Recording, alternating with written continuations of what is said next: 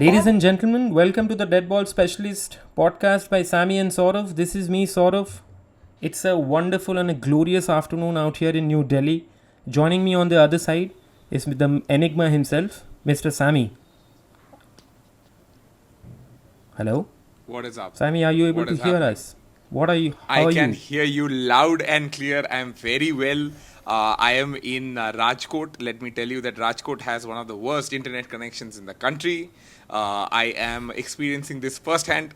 But at the same time, I'm very happy that, nothing in the world can stop me and Saurav from recording our podcast. So I'm very, very happy. Saurav, another week, a lot of controversies, a lot of football games, a lot of things to talk about.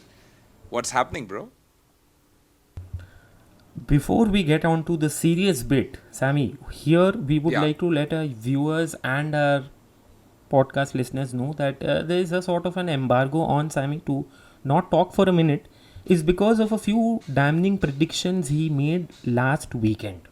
Now, we have video as well as audio evidence of that fact. Now, straight from the horse's mouth, we'd like to play you a little clip from what happened last weekend. Away game, always difficult to go to that stadium. It's a huge stadium filled with Spurs fans. Not the easiest place to play. But having said that, you never know. Somebody like Rashford will come up with a hat trick or something. Let's just hope, man. But tough to hai, bhai. Tough to hai. I feel that the women's team for England is going to do what the men's team have not been able to do: get the trophy back home. So now that you've heard what this esteemed gentleman, had to say about how football was supposed to come home, how Rashford was supposed to score 3 goals. Now Spain has won the World Cup 1-0. Football hasn't come home. United has lost 2-0 to Spurs. Sammy, how I see here is you have two options to choose from. Option Okay. Option A is called naivety, and option B is called callous optimism. Which one would you want to go with? All right. Has the embargo been lifted? Can I speak now? Yes, the embargo is being lifted. You're free to speak. You're free to defend yourself in this court. Okay, well, if the judge is Saurav Ganguly, then you know that the court is fixed. But having said that, I'd like to go with option B. I think callous optimism. That's what I would want to go with, because as a person, I'm a very optimistic person, and I don't know how I get these things wrong. Every time I predict something, most of the times I predict something. At least this season, if you remember, Saurav, last season, whatever I was predicting was coming true. This season, I am on a roll. It was, right? Yeah, I have no idea what's going on this season. First, I said that England are going to win the Women's World Cup. That didn't happen. Then I actually went on to say that Rashford's going to score a hat-trick. And against Tottenham, we're going to win. That also didn't happen. And actually, the latter was in a worse condition than the England women's team winning the World Cup. So yeah, sort of, what to do. That's who you're stuck with for the rest of your life. That's, however, also the beauty of this podcast, Sammy. Every week you get to redeem yourself. Maybe you have the chance. But speaking of, more important things to talk about, there was a certain controversy. What could have been a watershed moment in the Spanish footballing history, how the Spanish women's team have won the World Cup, it was completely marred by this certain individual, Mr. Luis Rubiales from the Spanish FA, and how he non-consensually kissed Jenny Hermoso, and how this has now become a full-scale furor. Now, ex-players are saying that, this guy should be quitting. Jenny Hermoso has come out and said that, this is not something that I had consented to. The whole England team has come out and said that, this is abuse of power. Now, do you want to catch us up on what is happening here? Absolutely. I think for the uninitiated, let me kind of just break this down for you. And I mean no disrespect to anyone when I say this in the way that I'm going to say it. I think this man, it reminds me of Mika Singh, if you know what I mean. There was an incident where Mika Singh had gone to Rakhi Sawant's birthday and kissed her without her consent. It seems like the same thing has happened all over again in this world. The funny part is that this keeps happening again and again, and somehow men in the position of power, again not generalizing, but what I see in this world is mostly men in the position of power, seem to believe that if there is a woman on the other side, they can do whatever they want. That is not true, and especially I think in a moment like this where the team has won the World Cup, for the country, you being the president of the association of that country, the football association of that country, you go ahead and do something like this. I think he probably has gone on record, or rather off record, to say that I did it in the spur of the moment because I was so excited and happy that the cup has come home. But you don't do something like that, man. I mean, no matter how happy I am, no matter what emotions I'm going through, you just can't kiss somebody on their lips like that in today's time and age. So according to me, I think Yeah, it was totally uncalled for. Yeah, go ahead. Go ahead. and Sammy, and what is something worse here is that Rubiales said calls for him to step down were a campaign of social assassination by false feminists during a speech to the Right. RFEF General Assembly in which he refused to resign. So these are very damning. This is not even an allegation, it is well documented. Everybody's seen that image. This is not Right. what the Spain players were looking for, right? I mean, it's a wonderful moment for the whole team, and now the Spain players have want Rubiales to go out, and he is refusing to do so. Hermosa, incidentally, Hermosa and her teammates called for real change to help the national team to keep growing. And I'm quoting this directly from the Yeah. ESPN website. For people who would want to know much more about it, I would urge you guys to please go online and look this up. Right. So Luis Rubiales, the person we are talking about, Saurav, he has been in the eye of controversies long before this as well. If you read up a little more about him, there's a situation where he has been seen grabbing his crotch, beg your pardon, standing in the authorities' box with his 16-year-old daughter standing over there, and of course that got him widespread criticism for his celebrations. So this man is not new to any sort of controversy. Also, when people had asked for his resignation, I think he in his head he has normalized this entire thing. He feels that whatever he does or says is very normal, and it is not going to have any consequences. So yes, I was saying that a lot of people in this world do not really agree with him, and I'm very happy to see that across that country and across the globe, people are asking for him to stand down and resign. I'm very, very hopeful that that's going to happen really soon. Yeah, and on that note, I would like to just read out a tweet by the US women's national team star Alex Morgan. She's written on X. She says, I'm disgusted by the public actions of Luis Rubiales. I stand by Jenny Hermoso and the Spanish players. Winning a World Cup should be one of the best moments in these players' lives. But instead, it's overshadowed by assault, misogyny, and failures by the Spanish Federation. So these are damning allegations, and this is something the Spanish Federation has to clear itself off, because they are more known for their football. You don't want your nation's image to be marred by something of this sort.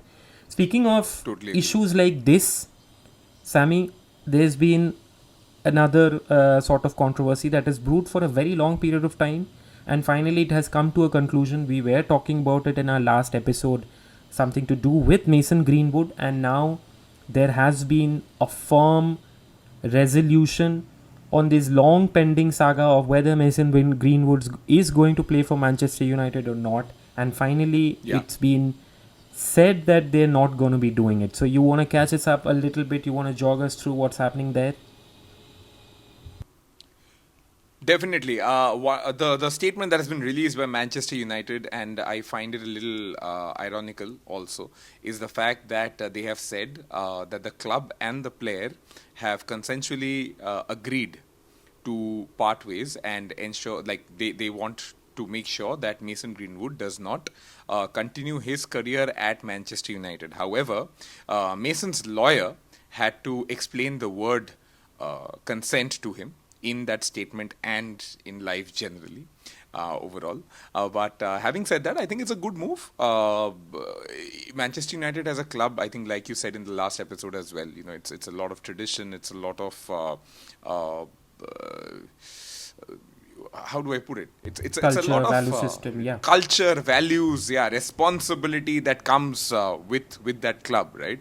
But by taking a call like this, what they have essentially said is that the individual can never be bigger than the club. The values that we stand by are the ones that we're going to stand by, irrespective of how good a player he or she is. And I think it's a very good decision, because at the end of the day, what do you want? You want a club to be a healthy workplace as well. We look at a club from only the players, the managers. There's a lot of things going on behind it. It's like a full-fledged organization. There's a marketing Yes. team. So many people associated, so many people working behind the scenes, yeah. Absolutely. And this is where, I think the club has got it right. However, are they going to sell the player? Are they going to loan him out? That is something that remains to be seen. If you ask me, sort of personal opinion, again, I know my opinions and my predictions have been top of the game this season. But I feel that if I was the CEO, I would have loaned this player out for a couple of seasons, because you also have to understand that there's a lot of investment that has gone into this player as well. He's a young prodigy picked up by the club, and I think it makes a lot of sense. On Twitter again, on X now you call it, I was reading that there's a certain section of the people who are asking the whatever money we get by selling Mason Greenwood to be donated to charity for abuse victims. Honestly, I don't think the entire money should go there. End of the day, it is business. If you look at Manchester United, we need some money and we need bolstering of the squad right now. I'm not saying don't give anything. Of course, you should totally make it like, and it's just going to be a PR move, right? If you do it, honestly, in today's day and time. But even if you do it, I would say that, use it wisely, do it wisely. Don't come under media scrutiny and media pressure and do something that is going to hurt you long term. Having said that, I feel that sending the player out on loan is the best thing to do right now. I'd love to know your thoughts though. I was also reading a few sort of articles about how people were saying that there are chances. It's a grapevine again. I mean, we do not know what is exactly happening behind the scenes. I'm not Fabrizio Romano, but I do have some opinions. And what I did see, that people said that at AS Roma, where Jose Mourinho is currently, he's the one who had given Mason Greenwood his chance. They are touted also as a possible destinations apart from other places in the Saudi League as well. Now, moving on from Mason Greenwood, there are reports from Neil Custis. He is the correspondent from The Sun, the newspaper in UK. They're saying that there could be a possible takeover of the Manchester United Football Club that was put on sale by the Glazers, and they're saying that it could happen something by the end of October. Now, this whole saga again about Manchester United, whether it's gonna be a strategic sale, whether it's gonna go to Sheikh Jassim, or whether it's going to be taken over by someone else, it's been happening for a very long period of time. I think a little bit of this decision making has also trickled into how our transfer policy has been this season. I mean, again, Sammy, I would just want to bring to your notice, since 2013, now this whole 18-year, 19-year reign of the Glazers, their takeover, it was a very shambolic takeover, firstly, which was a leveraged buyout. And incidentally, this leveraged buyout has been banned, has been put as a something of a no-go for any other potential buyers. Now, what has happened since 2013 is I have a list of transfers. Now, I cannot show you the entire list, of course, but I would want to just point out a few salient points here. It's a beautiful list. It is out here on The Guardian. I am sharing my screen. If you would be able to see it here for our viewers, for our listeners, and you'd see, and you'd be able to notice this trend that every season that we have actually lost out on the Champions League spot is when the Glazers have put in a certain bit of an investment. But however, when when it comes to backing the manager during a season where they've actually qualified for the Champions League, they haven't really done much bit of a business. Now, compared to this, when we talk about, there's been a lot of, uh, a lot of investment made by Saudi clubs, these state-run clubs, these Qatar-based clubs. Look at Manchester City. They won the treble last season, and this season Right. they invested 80 million on Joseph Guardiola. They have recently got the winger Doku. They've also invested a lot in getting rid of the players who didn't want to be there, but they've been so swift in the transfer market. Compared to the same thing, when you look at Manchester United, we are struggling for a midfield. We've been struggling to get a Sofian Amrabat from Fiorentina. We've done a little bit of business. I think it was very shrewd business on their part to get Onana. But then again, Right. this just summarizes how the entire stay of the Glazers have been. So I really hope that this comes to a conclusion. I really hope that Manchester United gets sold to whoever it is and the Glazers aren't involved at all. Your thoughts, man? I totally agree. I think it's been a while now that I think not just the fan base, but across the organization of Manchester United as well, that people have been asking for the Glazers to sell the club, and essentially it's been because of the fact that they've taken out more money from the club than they have put in. You have to understand that while they are businessmen and they look at this as a business, at the end of the day, this is a football club. You need to invest in infrastructure, you need to invest on players, you need to invest in the future. That's the academy, essentially, for a club to become a superpower in Europe, right? Manchester United under Sir Alex Ferguson was that superpower because of the fact that he could put his foot down. From the time he's gone out, I think the whole control has moved into the Glazers' court, and they have been not the best, I mean, very politely putting it, not the best owners of a grand club like Manchester United. I think it's about time. It's about time that they moved out, that they gave the club, rather sold the club, made some money on that as well, and satisfy their urge and their need for money so much. But at the same time, I think it should go to, it should not be like from pan to fire for the club. Whoever buys it should also be interested in making this club the superpower that it was 10 years back. So that is also very important. Sort of just selling the club and Glazers out is not going to solve the problem, according to me, for Manchester United. We really need to see who Yes. it goes to.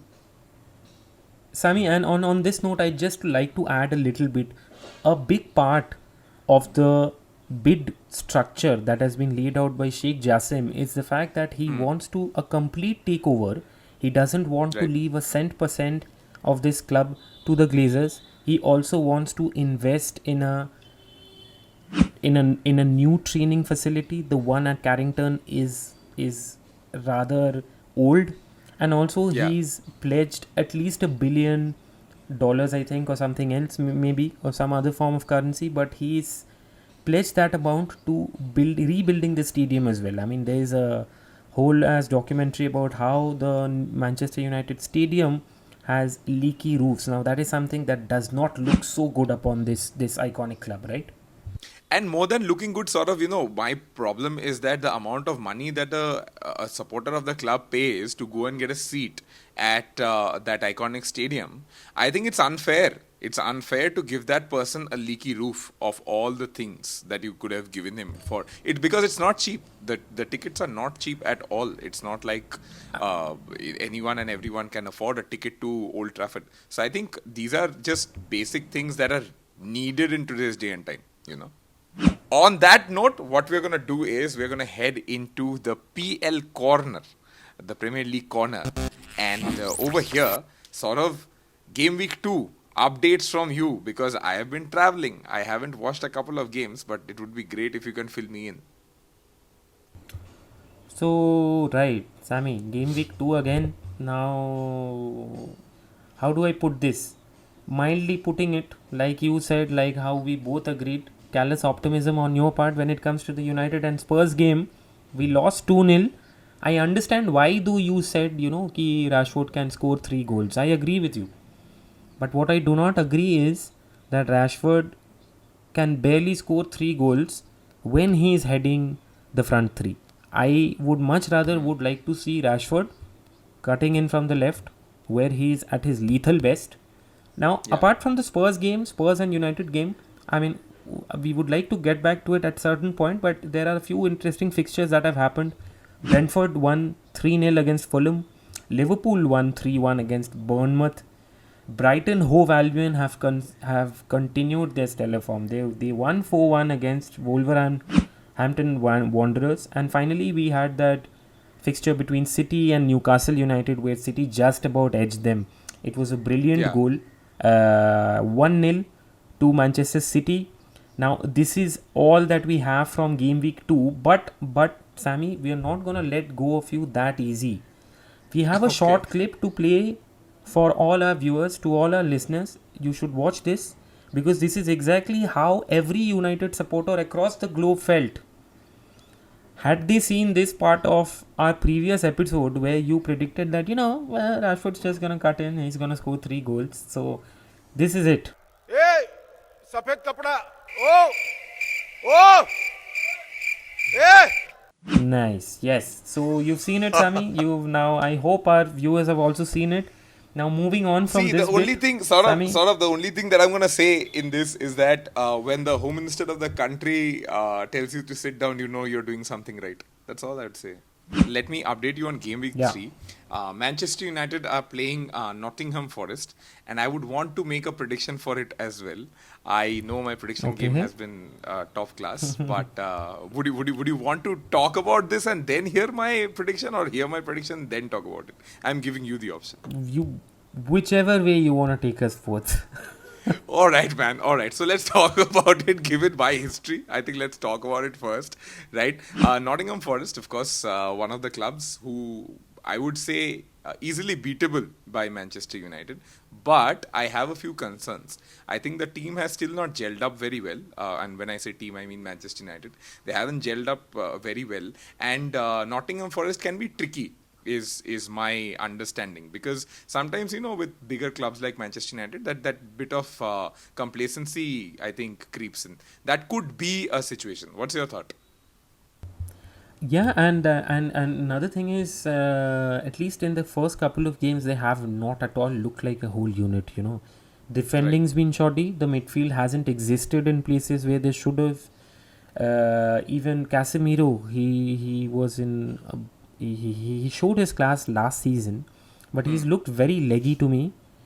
And fat. So it can be a very, very, very tricky fixture, Even I agree with you. But yeah, I do hope that we nudge them. We have a stellar home record. We've been unbeaten in the last 30 home games, and I really hope that we are able to just continue this record, because these records really scare me, man. Every time there is a game and every time there's some damn statistic coming out saying that we haven't lost a game in the last 6 years against to this opponent. That is where Then we go ahead and that lose. is where my that is where I just feel that no, I don't I this is not something that should have been told, because I'm just getting a very bad feeling of this. But anyway, I think there are a lot other fixtures as well. Maybe No, but first I have to make the prediction, Saurav. Oh yeah, go ahead. You never know, the next prime minister might come and say something to me on my prediction. Okay, so the Please prediction do. that I'm making for Manchester United versus Nottingham Forest, given that it's a home game, is the fact that United are gonna win by 1 goal. There are gonna be more than 4 goals overall in the game, and it's going to be a tight game. There will be scares for Manchester United. Score wise, I'm not going to say it, I have no idea, but this is all that I'm going to say, is that scares for Man United win by 1 goal. Okay. And some other interesting fixtures that you see in this on the list. I would say that the one that I'm looking forward to is Arsenal Fulham. That one is going to be an interesting game according to me, because Fulham, they are still considered one of the maybe the weaker teams in the Premier League. But somehow I just feel that Fulham are going to go all guns blazing against Arsenal. And Arsenal's record in the past has shown that they can get shaky against some of these teams which are tricky again. So again, a very tricky fixture. Interestingly, Sammy, in the Arsenal and Fulham fixtures that I get to see, Arsenal in the last 30 appearances against Fulham, they won 24 times. They've drawn 6 times, or they've won 25 times and drawn 5 times against Fulham, and they've never lost against Fulham. So that is something that is insane, and that's beautiful. I mean, but if Fulham is able to actually take one against, it's gonna be historic. But yeah, that is something that we'd be looking out for. Any other fixtures, Sammy? Any other fixtures you see that makes sense? Out of all of them, bro, I think these two and Everton versus Wolves is going to be interesting, according to me.